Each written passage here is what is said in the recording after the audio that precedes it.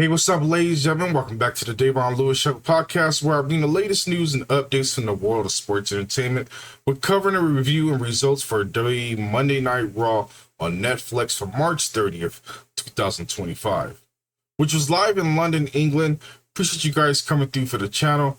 Let's talk about professional wrestling and dive into the review for Raw on Netflix. Let's get into it.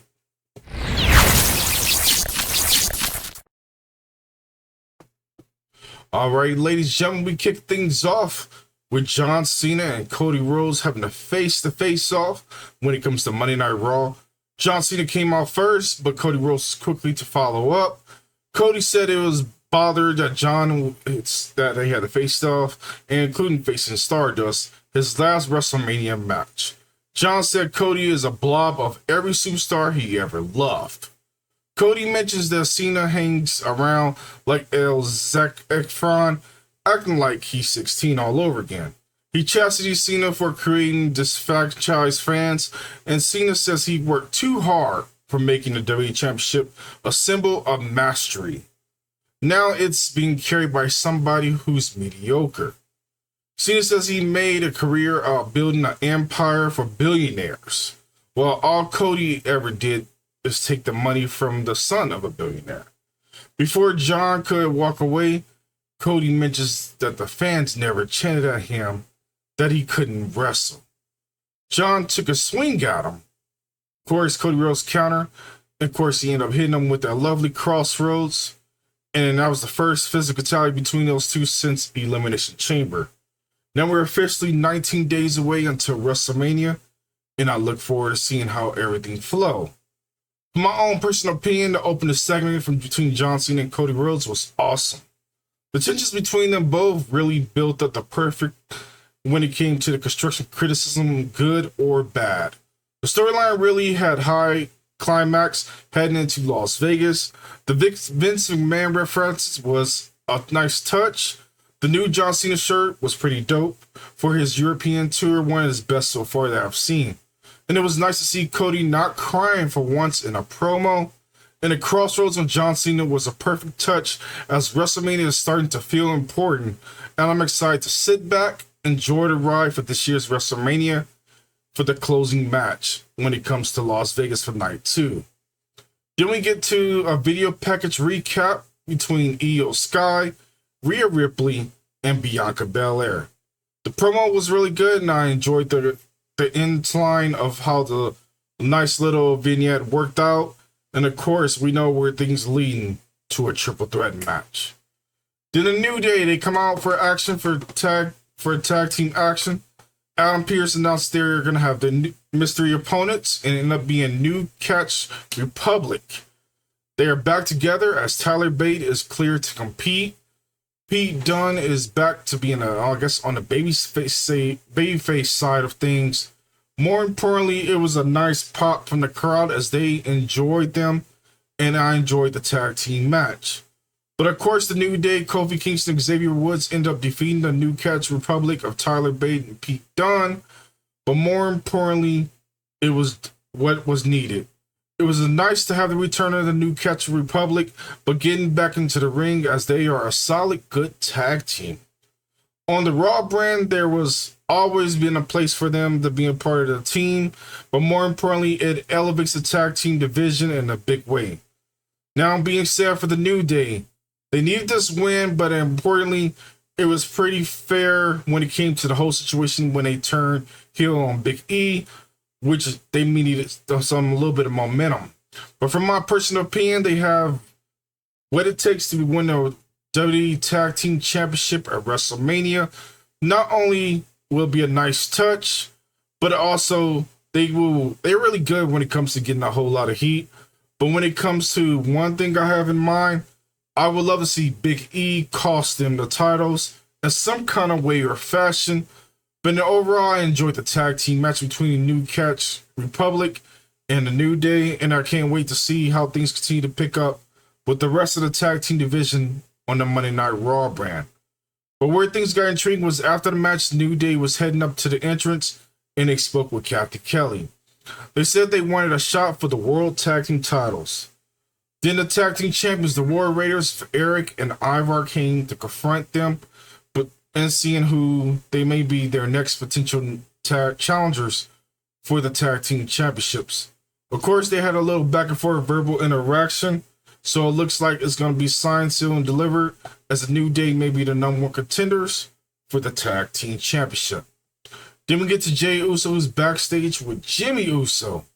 Jimmy tells Jey he will beat Gunther tonight, and then he will do the same at WrestleMania. And a match is scheduled as soon as they hype each other up and get things underway. But of course, the ring general, the World Heavyweight Champion, came in strong fashion by defeating Jimmy Uso. This was definitely a squash match after Jimmy Uso, when it came to getting payback after last week with that slap. I wasn't surprised at the outcome whatsoever. But the match wasn't as most thrilled as anybody would put it. But at least Gunther looked like a monster again when it comes to handling business and taking things out when it comes to being victorious and being a ring general once again. I would love to see how they continue to push him into the spotlight and become dominant once again. But the way how things broke down, it was good for television. But where things broke down after the match, Gunther continued to attack Jimmy Uso. So Jey ran down there to make the save. But Jey Uso had an issue when it came to Gunther first. Gunther walked away. Then during a commercial break on Netflix, Jey Uso was helping his brother to the back with the staff.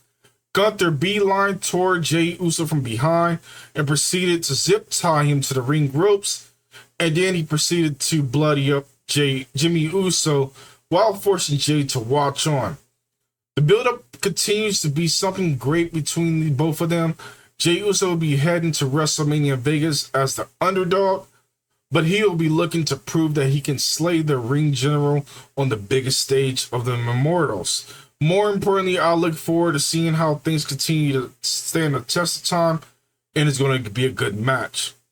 Then we get to a video package of last Friday Night SmackDown, Seth Rollins, Roman Reigns, and CM Punk, which confirmed that the main event of WrestleMania Saturday Night 1 is signed, sealed, and delivered, with the main event is going to be with high emotions, and I look forward to seeing the big stars clash in a triple threat match, and it's going to be good in Las Vegas. Then we get to the Judgment Day. They're chatting backstage, and they are all on the same page. Then Liv Morgan and Raquel Rodriguez come into the frame, and there's a little bit of tension between Balor, and when he says he will be the one to bring the Intercontinental Championship to the group after Raquel failed to bring the women's version to the group last week. The boys leave for the match, and then the girls say they need to do something about Lyra Valkyria and Bayley, and they plot the things in the sand when it comes to those two ladies. And of course, the tag team match is underway as Dominic Mysterio and Finn Balor head to the ring to get ready for their match against the Intercontinental Champion Bron Breakker and Penta. But things initially took a twist and turn for what the match was, as Breakker initially speared Penta, leading to the victory for the Judgment Day, as Finn Balor officially got the victory in a tag team match. From my personal opinion, it seems that for the Intercontinental Championship at WrestleMania, we're getting ready for a multi-man match for the most important bout for Bron Breakker, who will be defending the Intercontinental title at WrestleMania. Finn Balor is getting his first pin since late 2024, should be getting back into the title picture pretty soon. I wouldn't be surprised to see other members of the Judgment Day, including Dominic Mysterio, being added to the match as well. Having Dominic steal the title will be a great thing to see, but of course, Penta losing his first match in WWE can be a little bit heartbreaking, but it came as if there are two finishers and a miscommunication in a tag team match. So it's hardly a dent in his uprising career, and trust me fans, he's not buried. Adam Fears informed Chad Gable that Grande Americano will compete in the Minneapolis next week.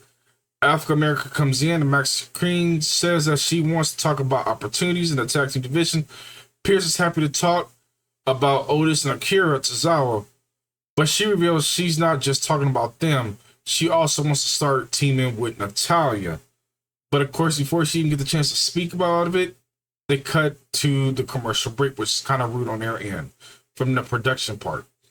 Then Penta and Bron Breakker get into an altercation backstage because Penta's mad about how things broke down with Bron Breakker when he speared him in the match. But of course, we might be seeing some good stuff picking up towards WrestleMania.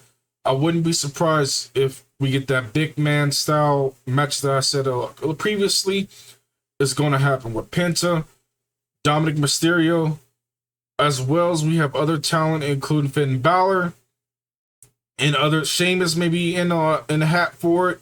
Maybe they may make a full man battle royal. Not sure yet. Just gotta stay tuned. But in reprise, we get to the segment of Logan Paul and AJ Styles. AJ's actually end up calling Logan Paul out, which was surprising because he was tired of waiting. Logan says he has forgiven AJ for what he did to him at Madison Square Garden. AJ says he forgives Logan for being a douchebag. They end up brawling, and of course, Logan Paul ends up standing tall after hitting that beautiful pulverizer. It's later confirmed that they will be going to a one-on-one match at WrestleMania. But from my opinion, the pulverizer finisher looked great tonight. I love the setup of it. AJ knows how to sell very well. But this feud isn't interesting from my own personal opinion. It doesn't help out how it feels. Like both of them have nothing scheduled at WrestleMania, so it's like a quick fix putting together seems the direction of this feud. AJ works well with any opponent that he works with in a square circle. Logan Paul still continues to grow on me for the past few months, but he still has that go away heat. But he continues to show up and show out, and when it comes to certain matches, but when these two clash, it should be an okay, decent match.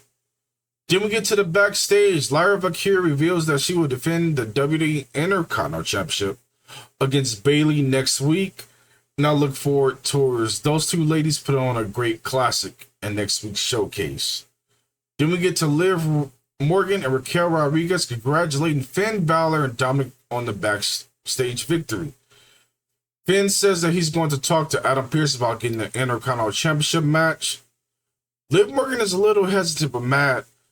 And Mysterio isn't sticking up for himself, trying to get a match himself. She says she's going to talk to Adam for him, and he deserves it. But I wouldn't be surprised to see what would happen behind the scenes.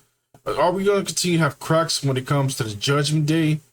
Or will we going to have a new member join, and things may shift out, and they push Finn Balor out, and Dominic Mysterio becomes the new Intercontinental Champion? I would love to see Dominic get the title, but we got to stay tuned to see how things rocking on the red brand for Monday Night Raw. Then we get to the main event of the night, the WWE Women's World Title. As IYO SKY versus Rhea Ripley with special guest referee Bianca Belair, which ended in a no contest. After it was declared when both of the ladies pretty much attacked Bianca couldn't hold her frustration much longer, and she did like what any referee would do. She called the DQ. I was surprised. But things broke down to a three-way brawl. And of course, Rhea Ripley ended up standing tall, adding a super riptide to Bianca Belair to end the show. And it was kudos to seeing that to end off in London. But this was a big main event pinning angle when it comes to these women in this match. The continuation worked well when it came to a predictable ending, but the double DQ was a good way to avoid either ladies being taken a pin or submission in the closing. More than likely, the ladies will be showcased in a triple threat match for the Women's World Title match at WrestleMania. This fueled all three ladies, including them having a pinning story with great substance. Even though I prefer a singles match when it comes to the ladies, I'm still intrigued to see what will happen when all these ladies clash.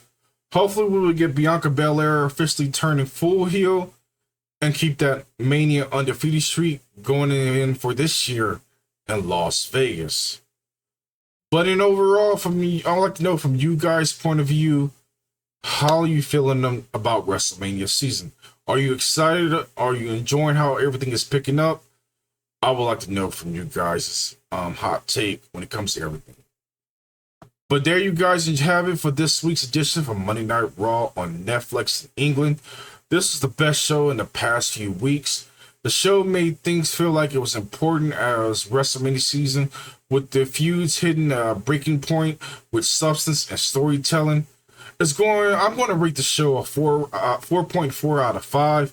Big props to the London crowd always being part of the show.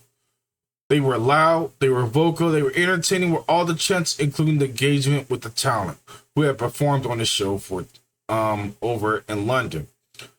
More importantly, if you're a big fan, if you made it to the end, make sure you smash the like button, subscribe, ring that notification bell so you don't miss any updates. Until the next episode, I'm your host, Davon. You have been watching the Davon Lewis Show podcast. Stay tuned for more wrestling news. Until the next episode, I will catch you guys later. You guys be safe. Have a great night, and I'll catch you guys later. Peace.